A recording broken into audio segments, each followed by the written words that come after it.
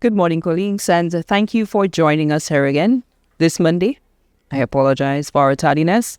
As you can see, our first presenter is Honorable Kenson Casimir, the Minister for Youth Development and Sports, and also the MP for Gros Islet.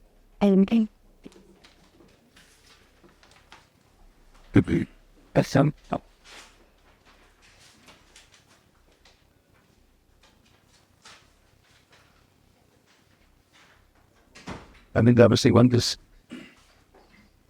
Morning, everybody. As you may know, on Friday, the 11th of April, we saw brand new lights on display for our cricketers and all of St. Lucia to see at the Mindo Phillip Park as we started a new era in semi-professional cricket in St. Lucia.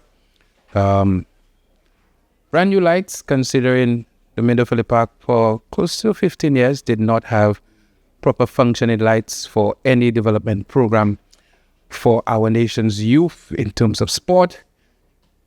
We've said it before, I'm going to say it again. The Mindo Phillip Park is really the mecca for cricket development in St. Lucia. We saw the likes of Darren Sammy, the likes of even Johnson Charles, Zeta James, Keanu Joseph, all would have had some experience at the Mindo Phillip Park. And so we were elated to have put on the brand new lights, LED, modern lights. Very soon we will be cutting the ribbon on a brand new state-of-the-art gym at the Mindo Phillip Park. And so I guess for all intents and purposes, we could see the amount of development happening at the Mindo Phillip Park and the developments in sport in general in St. Lucia. Over the weekend, you would have also recognized the St. Lucia chess team over in Trinidad, doing well so far. And we are getting ready for our CARIFTA track and field team to head over to Trinidad and Tobago on this weekend. Almost 20-member team, 20 of their member team heading over to CARIFTA Games. We also see some developments in semi-professional football, as last week they hosted their anniversary, and the celebration included a component of inviting corporate St. Lucia to be part of the activity and to pledge their support. We've had support from about 4 of some of the biggest names in corporate St. Lucia for the semi-professional football league, and so we're encouraged by that so far. Also, over the last week in sport in St. Lucia, we saw the inter-district primary school competition, track and field, with District 8 being the overwhelming winner. And I mean by a landslide, followed by District 2, which is the Castries Basin. For those of you who do not know, District 8 would be the Soufre Choiseul Basin, doing very, very well in track and field. And we certainly hoping that this is a signal in the right direction for track in St. Lucia. In my constituency of Gros Islet, we continue to monitor the developments of our facilities and, of course, our infrastructure. The Riviera Road is nearing completion. The road in Piat as well. We've done some serious work with Wasco on that Piat Road near the bakery, affectionately called the Hazel Road.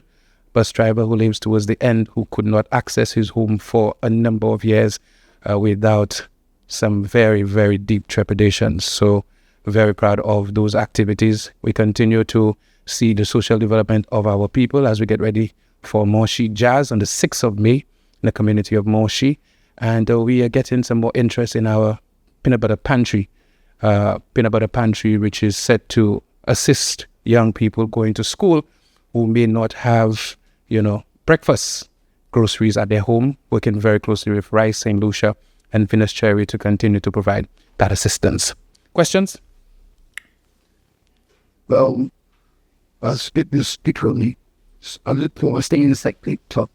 Lucia. Yes, good.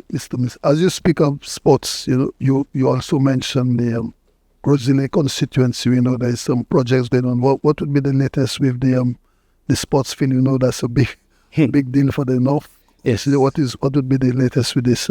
The Gros Islet Mini Stadium is about 98% complete. We are currently doing some work on the surface.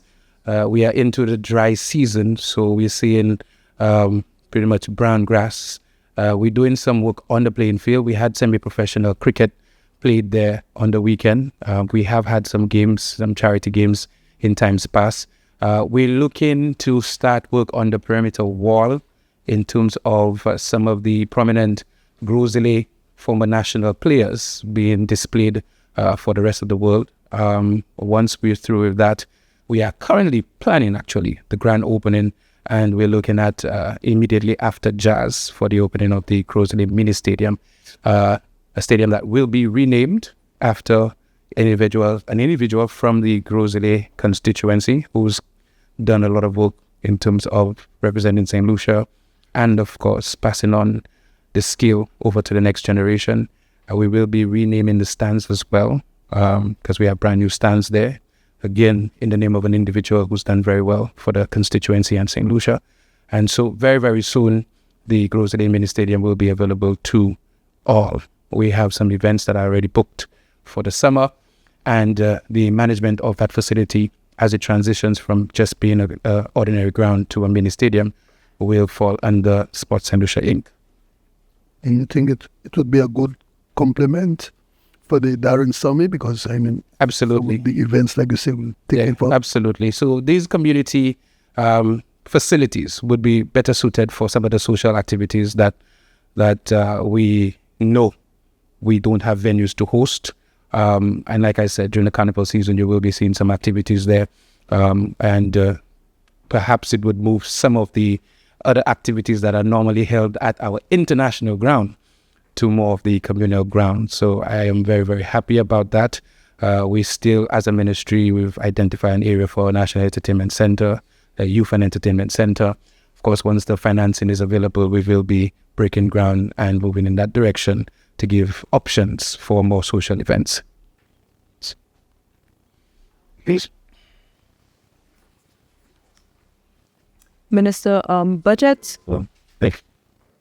2024-2025 has ended. That fiscal year has ended. Could you tell us of some of your achievements? Okay. 2025 was really, 2024-2025 was really change year sport development in St. Lucia. I think in terms of the establishment of a clear understanding of how we develop sport in St. Lucia, I think that has been articulated to most organizations in terms of our pyramid structure for sports development, participation at the bottom, and then high performance. So we've seen the high performance center in cricket really yield some massive results, as we now have a record 11 players on our regional and international cricket scene, as we focus more on the actual development of the holistic development of athletes in terms of their mind, in terms of their body, in terms of their actual talent. So that's a huge achievement. Track and field, we've seen some huge strides in track and field over that last year. Not just Julian Alfred, but the likes of Naomi London making huge strides, second fastest teenager in the female division that we have in the world currently. And of course, the backstory of managing her injury is something that we look very closely at, considering that she's running those very fast times and she's still very much injured and nursing her injuries. I think in terms of the development of facilities, we've made some huge strides in that financial year. Phillip Park, of course, doing very well. Darren Sammy Stadium, Gros Islet playing field, Wen playing field, Canris playing field, and a number of other facilities have been given a lot of attention. And of course, our programs have been very well attended. We're seeing an increase in the number of persons that are part of the football grassroots development program, especially as it pertains to the higher performing grassroots students, dealing with Ultra and Stuart Charles. We've seen some great progress in our program. So sports development over the last year has seen a balance of the actual physical development of the infrastructure and the actual social and mental development of our athletes through our programming. So I think it's something that we can all be proud of. And I know after that fiscal year, 2024-2025, sports in St. Lucia can never be the same again. Okay, can you tell us what we should expect in the upcoming cycle, or is to within this year? There's a lot to anticipate as we get into appropriations. You will be hearing some declarations. You will be hearing some clarity on some issues. You will be definitely seeing a gravitation towards even more towards alternative sport. We are the government who saw it fit that young people who are not necessarily into the traditional football and cricket be given attention, whether it's through playing chess, darts, drafts, dominoes, whether it is with cycling in terms of stunts, whether it's with drag racing. And so you will be seeing even more investment. And I think one of the statements that will be made has a lot to do with facilities as it pertains to drag racing that we can look forward to. But we as a ministry, we continue to work hard to develop all young people. We are tired of hearing displaced young people or people that are not engaged and attached. These are some of the nomenclature that we are moving away from as we try to give as many young people attention as we possibly could. Can you address the complaints of the Red Cross about the development or the food taking place at the vigil? Yes. I saw the report. I was indeed curious to find out. I did make some calls to find out whether or not there was some engagement with the Red Cross. The information given to me as minister was that there was engagement before any of the sandblasting commenced. Again, this is the information reaching me. I was indeed saddened that anybody would have been affected by that. As I've said to anybody, development is not, most times development is inconvenient. There's an inconvenience to building a road. People would have to sacrifice getting access straight to their home while we work on the road to their home. And there's inconvenience to establishing and modernizing a playing field.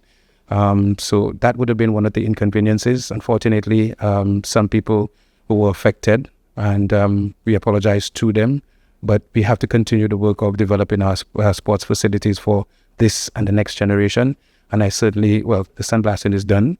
So I certainly hope from then on there won't be any effects to the people in the area. Then your president? The police HN president. For example. Police headquarters in Gros Islet. It's exciting times for me as the MP. The progress is ongoing. Everything in terms of development, when it's physical and infrastructural, is weather permitting. And so I was given a timeline that before year's end. And every time I hear a timeline, I say, well, weather permitting, because we know the shocks, some of what can happen in any given time and space.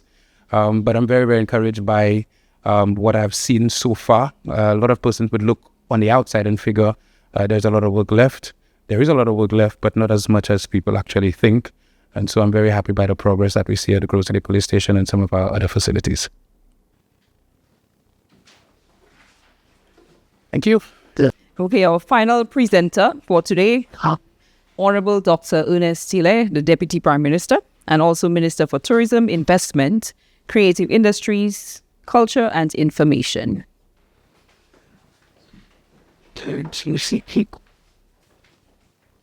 Yeah. Thank you very much. We only have about less than 10 minutes. Step. There is a little committees. Well, there's a presentation that will start at 11. Well, should have started at 12 already. Yeah.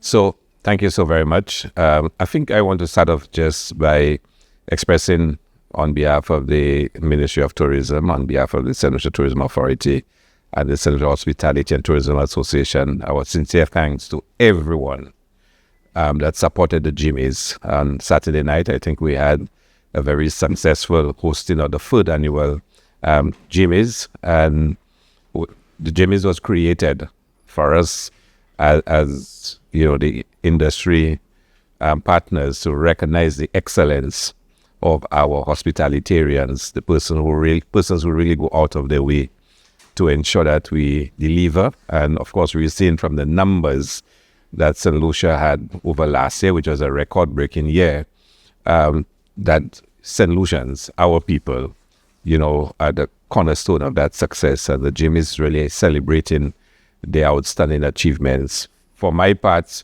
in my address, I made the point that we had, despite 500 less rooms, we were still able to have a record-breaking year in terms of arrivals. But also importantly, when we've done the calculations, the total value of visitor arrivals in terms of visitor expenditure is 3.5 billion EC dollars.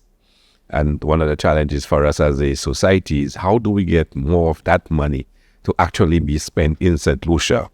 Now, you calculate the money based on the cost of accommodation, the number of nights that were spent, the average daily spend, whatnot. At 3.5 billion is a significant amount. So the government has resolved to continue the thrust to ensure that we get more of the money to actually be spent in St. Lucia and to actually go into the pockets of St. Lucians. You add to that the fact that when we looked at the data as it relates to the Airbnb type of accommodation, 30,000 persons chose that as an option last year. Now, that's only what we've been able to capture online because of the search in the booking engines. We can get the data. 30,000 persons. There are more, but these are people who would have done direct bookings or done bookings via, websites and emails, whatnot. We would not have captured that. And when you translate the 30,000 persons in terms of dollar value, calculate the number of days by average daily rates, it approximates 79.5 million EC that would have been spent directly in the hands of local operators of those accommodation places. So again, our intention this year is to be able to expand that, to really promote Collection de Pépites, which is a collection of small villas, as well as the home accommodation option, to get more visitors choosing it. And of course, like I said, the 30,000 is only from our online data capture. So we really want to make sure that more St. Lucians benefit from the tourism industry. And coming back to the Gimies, Saturday night was about celebrating them and their successes. And we've noticed that the event itself is growing every year. I mean, we're starting to wonder now where next in terms of hosting the event, because it is growing. And more hospitality workers want to attend and want to be part of the celebration. So wanted to express our thanks to everybody and to the winners, to really say congratulations to them. And for those who did not win, not to tell them, do not give up. It is more than just a competition. In fact, the competition is a secondary part. It is the recognition of workers in the sector as a whole that really matters. Yes, there will be the competition and persons want to win, but it's more than that. Even if you did not win, you're still a hero. You're still somebody who's made a significant contribution. We want to celebrate you as well. So I hope next year we'll see even more submissions. More establishments will submit nominations, and let us really pay respect and give the accolades to those who make the difference in the tourism industry. Thank you very much on this one. Again, listen, it's good. Yes, as you mentioned, the fringe events, the community events, does that bring into play more, like you say, the town councils, the village councils, the stakeholder expansion? It brings in more people into, getting this event, organized and get it out. Well, I've always explained that the whole thrust is to move the tourism from being a resort-based experience to a community-based experience. So we want more of the visitors to spend more time out in the communities and to spend more money in the communities. And through the Community Tourism Agency, we really spearheading this and pushing it full throttle. And only last week or week before, we did a sorted in for the Asferry lookout point, and we will be having a couple more sorted in ceremonies in the coming weeks. We want to create more community experiences. And the water sculpture park will be a big one for us. And I've been touting this for quite a while. But the intention is for us to create more and more experiences. Last week I was in Miami, and forget the noise as usual, because there are a lot of things been reaching about it. We were saying to the cruise lines that when the ships are in harbor, there are persons that don't get off and they're just on the ship. But give us a chance to come and entertain them, because the performance facility is available because they use it night times for their gala shows and whatnot. Give us a chance to bring our creatives on the ships and to perform, creating more opportunities for community groups, especially our creatives, our cultural persons. When you look at, for example, the ATV tour in Delray North. It's one of the most fantastic tours that exists. What he actually does is, as you traverse through the community, you stop and you enjoy local community experiences, from the making of the local bread to the Montego Bay, the solo group performing. So as you go through the community, you have about 3 or 4 community experiences that are live and taking place. And if we can replicate that, in Strozel, we're going to be launching what we call an Earth Tour, where the artisans, a number of artisans will participate in it. We've helped them to build the facilities, to upgrade to what's necessary, where you can actually do a tour and see artisans making coal pots, making table mats, and actually sit in their workspace with them and see them at work. So it gives an opportunity now for you to buy directly from them. And while you're watching them make a mat, you can have a float and okra and some saltfish and squash at the same time. And what's important, though, is it gives a chance for that art, the traditional art and craft, to continue to live on, but also to create livelihoods for the persons who do it, and to create a bigger market for them, because now people are coming straight into their workplaces. So you will see in Prague, we're going to be setting up the sea moss experience, where visitors will kayak out to where the sea moss is being grown in the water, to actually see how they harvest it, come back on shore and see how they process it and the different uses of it. So a number of places you will see we're creating those experiences. And again, it's for the communities now to start benefiting. For jazz, the first show we have is going to be in Miku, Jazz Verge, to actually see a new site. And from all that I've heard and seen, it's going to be a tremendous experience to actually to go to that place and to witness the enchanting, and landscape and environment it gives us. Again, hoping that area can develop and create more opportunities. Because I tell you, the $3.5 billion, we have to make sure most of that stays in St. Lucia for our people and not to go back out. And that is what we determined to do, to transform the industry. The youth economy, for example, it has to become even more important to help young people get the financing to start their own little economic opportunities. So there's so much that we can do. And in fact, when I address the budget, I'll be able to speak more about what that vision is and how we're transforming the industry. I don't know if I answered here. And what question? Lisa, I miss you. Oh, thanks, Lisa. I missed you too. 3 more questions. Okay, no problem. Okay, thank you. Just compensation, since we haven't seen you in a little bit, but I'll be quick. The loss of Virgin and TUI, I don't think we've heard a statement from you on that. How do we expect to navigate? Well, we actually issued a statement, the Tourism Authority, on it, and I think I explained it. Forgive me if I wasn't around. Yeah, let me explain it to you again. It's really important because it poses what our bigger challenges in the tourism industry. So let me just recount to you. You'll recall under the last government, Virgin had pull away, and there was a lot of talk, including from myself, asking a lot of questions, whatnot. We spoke to Virgin about coming back to St. Lucia. One of the things we have maintained as a government, of course it can always change in the future, but we've not reached any decision on that, is that we don't pay minimum guarantees to airlines. We don't. And therefore, we said to Virgin that one of the big concerns in coming back is that, we would be able to offer them rooms that they can use for Virgin holidays and for their own commercial activities. And as you know, a lot of the English market is family vacation, whatnot.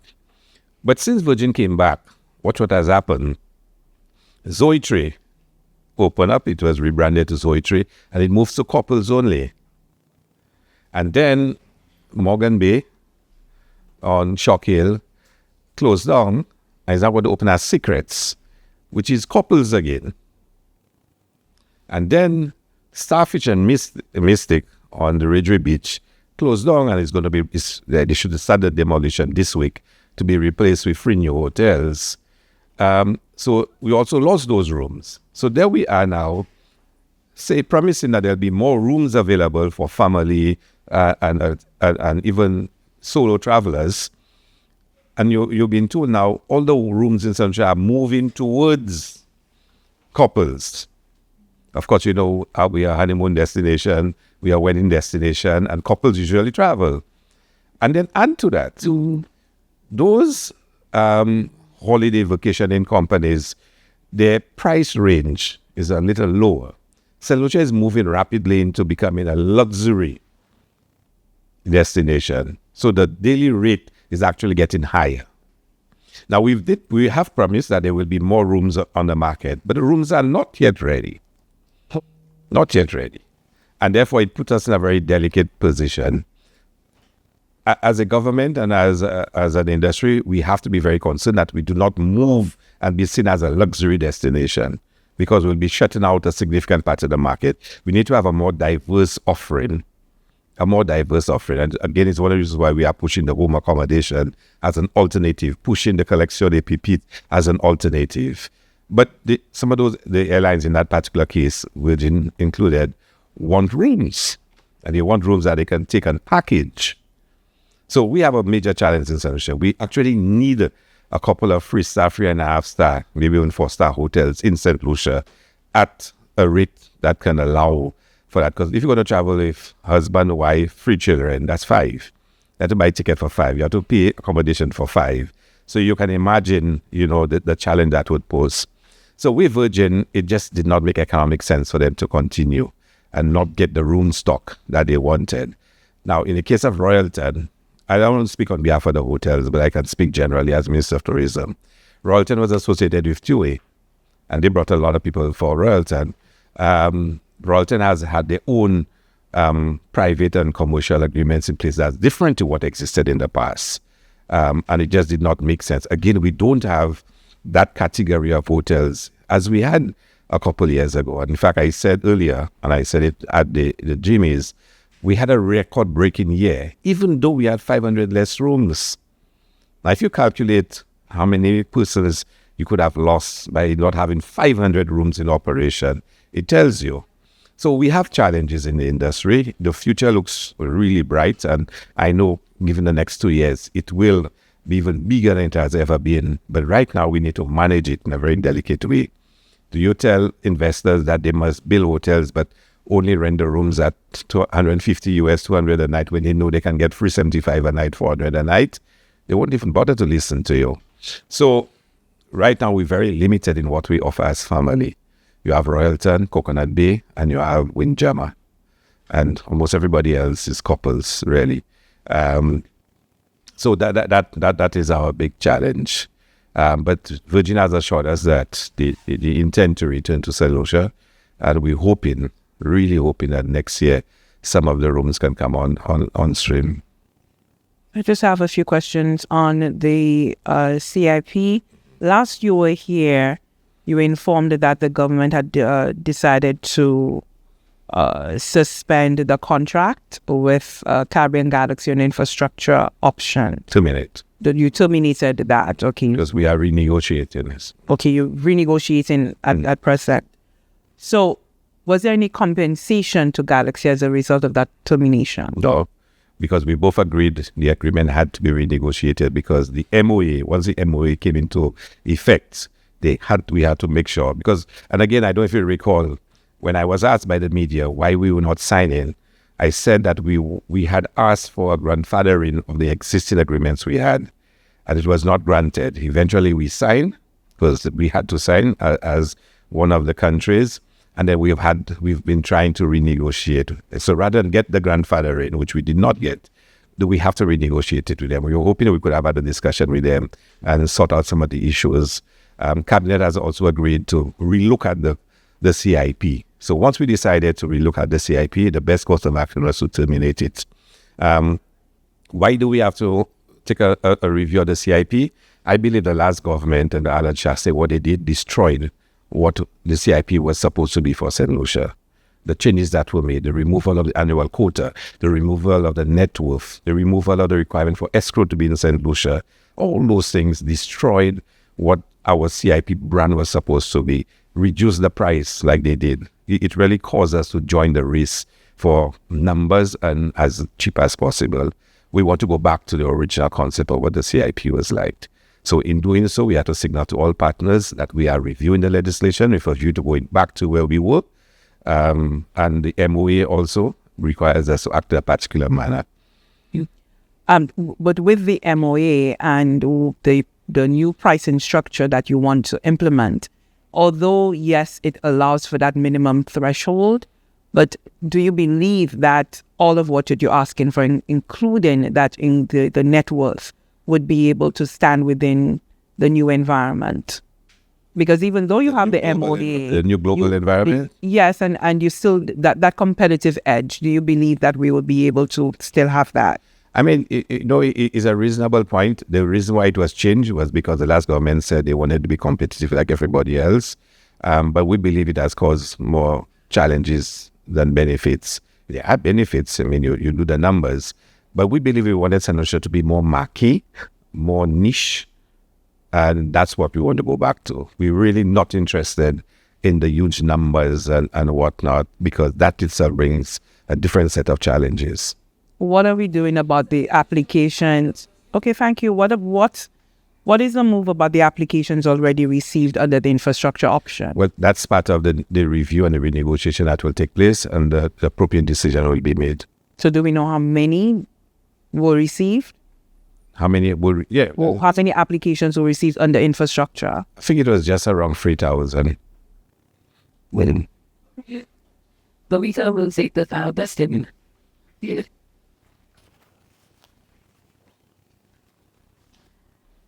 Yes, does the taxi union have the backing of the Ministry of Tourism when it comes to going directly to the cruise lines to pitch their services?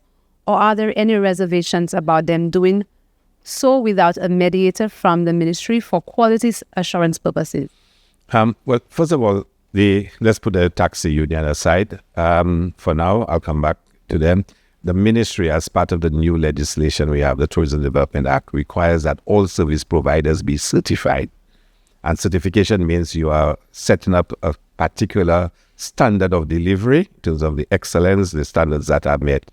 So whether you're accommodation, you're a taxi, you're boating, whatever, standards have been set and you have to be certified.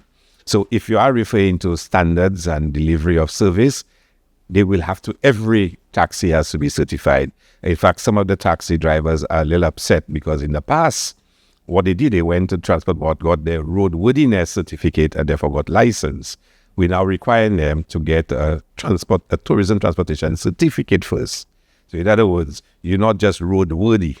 We want the vehicle itself and the service to also be worthy. So you need 2 certificates now. Some people don't like it, but to satisfy the question that you asked in terms of quality of service and standards, we want that to be achieved. When we boast to the world that we are a world-class destination, we want to know that we've certified all the service provider to be world-class. And there will be some that will be upset about that. But if we are going to be world-class, we need to set up ourselves to be world-class.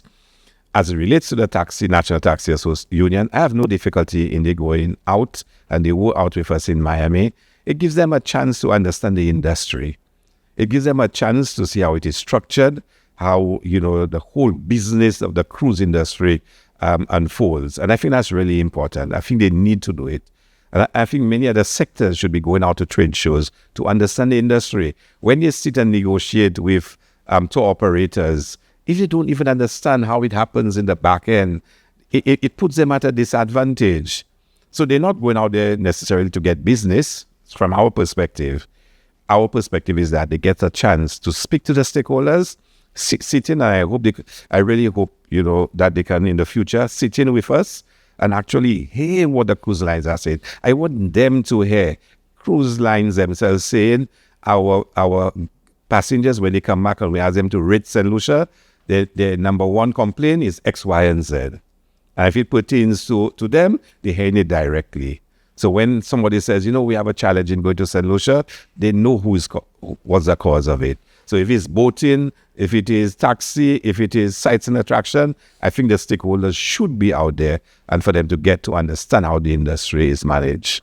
So are you saying the same thing should go on to the vendors' arcade? Because for sure. we hear a lot of the times they complain about the tourists coming down and they're on a luxurious hotel that they don't really go to the vendors, but they on a trip, they don't really stop in Castries. Do you think that they should go and see how it's done? I would love, let me tell you, left to me alone, Ernest Hilaire, as the Minister of Tourism, I would also take them to some destinations in the world for them to see how vending takes place in Rome, in London. Let them see. Let me tell you, if we're saying we are world class and we're boasting we are world class, our people must actually see what world class is like. Some people travel, some of us travel, so we go to New York, we go to London, we go to Miami, and we can say we have a sense of what happens there. But our vendors, our taxi drivers, let them go out, see the world. Let them see what others are doing. Let them see how professional other vendors are in other parts of the world. So when we come and we say to them, look, you must have a point of sale machine. You know, most people use card, they don't use cash anymore. And for them to actually see there are people that have small devices at our point of sale, they can go to the bank and say, look, you know, we have 300 vendors that work with us and they need machines. So it's about opening their own experiences and their understanding. So when we say we're world class, we are truly world class.